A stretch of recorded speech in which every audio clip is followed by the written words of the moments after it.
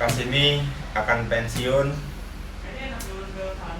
dan gue berterima kasih pada Kulkas ini karena sudah berjasa menemani gue dari gue pertama kali nonton. Bye bye Kulkas.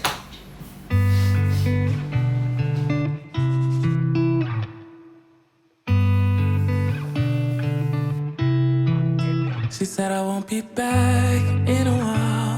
Don't wait. Already packed her bags, called the cab, made space. And she said I won't answer if you call me when you're lonely. I guess I let her go. Never mind, it's too late. But I can't believe I let you